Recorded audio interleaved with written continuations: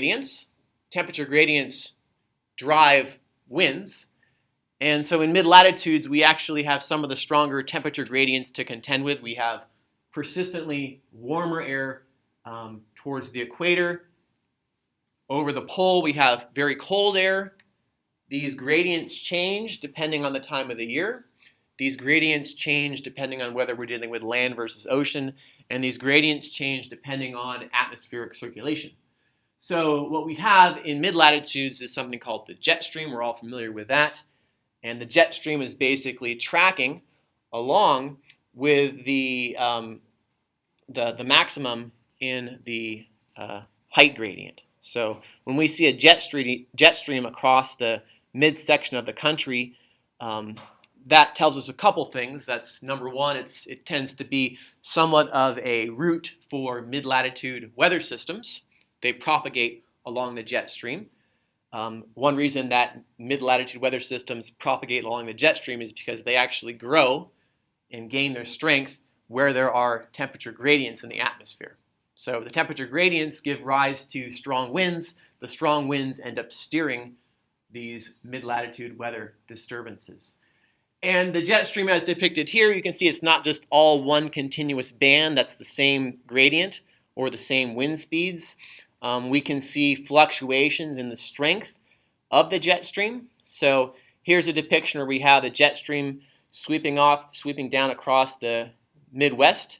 And what's shown here are isotachs, or the wind speeds. And you can see a local enhancement in wind speeds right here, midsection of the country. And that must be due to an intensification in the height gradient or the temperature gradient between the two. So where we have a strong jet stream, that tells us that there is a very strong temperature gradient that is probably perpendicular to the direction of the flow. So that's an important thing to think about as we go forward here. And obviously we have the Coriolis force that's coming into play here. Okay. In mid-latitudes, we have waves.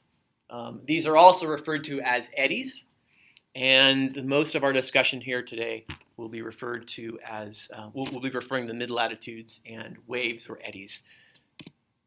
Okay. So this outdated term that I think I mentioned before was the Ferrel cell, and that implied this sort of Hadley cell type feature. Totally doesn't work in mid-latitudes. Instead, we have these waves, and there are waves that are a variety of scales. So we think we're probably most familiar with waves along an ocean, right? These are very short waves. Okay. Waves in the atmosphere exist as well. The atmosphere is a fluid just like the ocean. It's just not as dense. And in the atmosphere, there are waves, some that are very, very long, some that are very, very short. When a weather system moves through an area, what we are experiencing is a wave. We're experiencing generally the trough of a wave. There's a crest and a trough in every wave. Okay. I'll be talking about two main types of waves, and I distinguish between them because based on their speed, but also the length scale of these waves, how big they are, how big they stretch. So we have what are called stationary waves or stationary eddies. And these are generally very, very broad patterns in the atmosphere. If you were to look at the hemispheric view, you might be able to identify 3 to 5 waves at any given time across the mid-latitudes. So we think about how much distance those waves span, and it's a couple thousand to 10,000 kilometers for a wave trough crest feature. Okay. These stationary waves tend to be large in scale, and by their name, they also tend to be relatively slow. Okay. And the reason that they actually develop are due to features at the surface that also are relatively fixed in space. So we'll talk about those, but first we'll talk about our transient waves. These are fast-moving waves. We are most familiar with these because these are our weather systems. They generally propagate from west to east. We call these progressive systems in the mid-latitudes. So these are the waves that are riding the jet stream. Okay, so these transient waves feature the mid-latitude cyclone or low-pressure systems, as well as, right, for every wave, for every trough, there's a crest. Okay, they also feature the high-pressure systems or the anticyclones. So cyclone, anticyclone couplets. And the reason that they develop and grow is due to a cool term called baroclinic instability. So if you guys have cocktail parties, just try to use that word sometime. It basically means a strong temperature gradient. Okay. So these waves grow and they gain their strength due to temperature gradients. So same idea in terms of what determines the strength of the jet stream. They propagate along the jet stream. Okay. And when we have stronger gradients between energy poleward and equatorward, that begets stronger transient waves. So climatologically, during the winter, in the winter hemisphere, we have pretty crazy energy imbalances at the pole. So at the pole right now, what's the shortwave flux? At the North Pole right now, what is the net shortwave radiation? Zero, right? So the energy in, right, at the pole,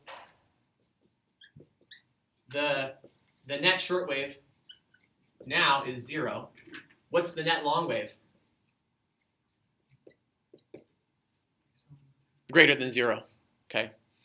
And it actually is, substantially greater than 0. So at the pole right now, we have a huge energy deficit. That's going to imply that the pole is going to cool off. Whereas in the tropics, we still have abundant sunshine. We still have pretty good shortwave radiation. Probably we have an energy surplus. If you look at the summer hemisphere, at the pole, we have 24 hours of sunlight. We still have high albedo at the pole, right? If we have sea ice. We have low sun angle as well. But what happens is at the pole during the summer, in the summer hemisphere, we end up developing a far weaker gradient. So what that actually tells us is that these eddies, particularly the transient eddies that grow due to energy imbalance, temperature gradients, stronger during winter. That makes sense, right? We know that mid-latitude storms are stronger in winter. They tend to be quite a bit weaker in summer, and actually most of our summer storms do not originate due to mid-latitude disturbances. They tend to be more convective in nature. So what I wanted to show you here is we'll visualize this. So let's take a look at a couple examples here.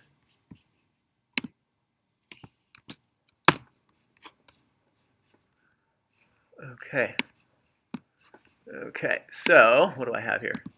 First thing to look at. Okay.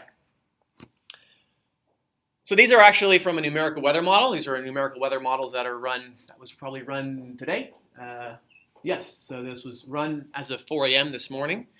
And what we're looking at here is a northern hemispheric polar projection view. So we're looking down in the northern hemisphere. So for reference here, it's maybe a little bit difficult to see, but here's the pole. Here we are on the west coast. And this particular plot is showing us the wind speed, so isotax, at 250 millibars. So this is in the upper troposphere. Okay, and these are wind speeds in knots.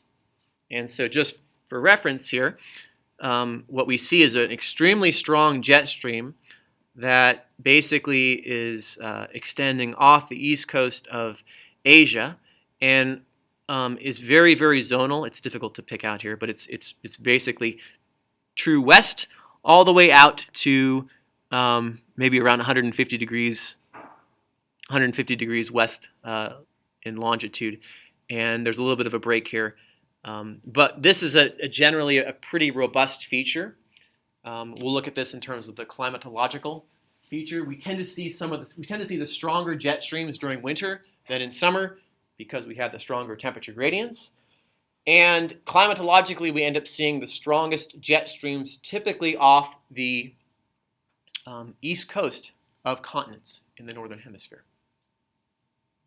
Anybody have any ideas of why that might be? It doesn't show up here very well, but in a climatological sense, we would tend to see the strongest jet streams here, just off the Atlantic, just off the eastern seaboard of North America. And the stronger jet stream usually is this one here that's off the east coast of Asia in the West Pacific. Why? What could possibly be associated with that feature? Is there any connection to like ocean currents or something? Yes. Is that what it is? Or? That's one feature. Okay.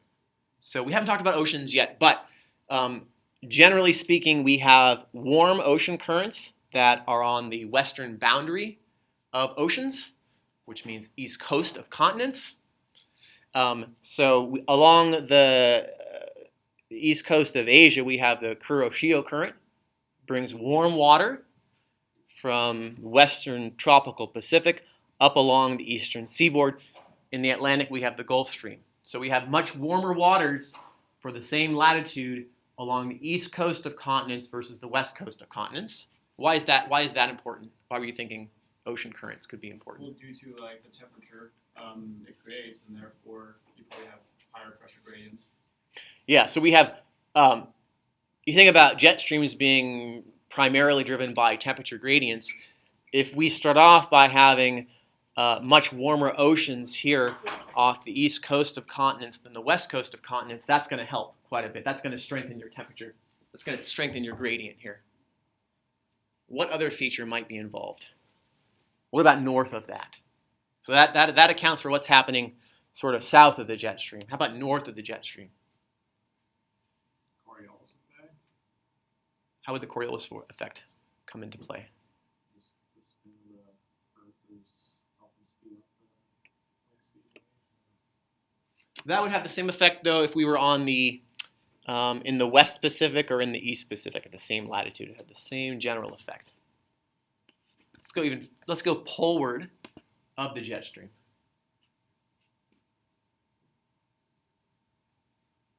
So we haven't talked about this yet, but during the winter, this deals more with land-surface interactions, land-surface interactions. Land is surface. Land-atmosphere interactions.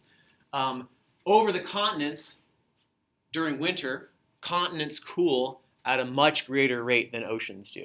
So the coldest temperatures globally tend to be located over the northeastern sides of continents. So we know Siberia is famous for its extreme cold, right? This is way up in here. We develop extremely cold temperatures in Siberia, and then some of that flow ends up moving over into a little bit further to the east. So we have very, very cold air here, right? This is strong radiative cooling over the continents. Warm air here. I know we're looking at this backwards, but that is going to generate that strong temperature gradient. Same thing goes on basically over North America as well. Cold air mass originates over much of the sort of northeastern Canada. Much warmer air and ocean surface directly to the south. Strong temperature gradient, but obviously we don't have as large of a continent in North America as we do in Eurasia, so that cold air mass is not nearly as prominent as it is in places like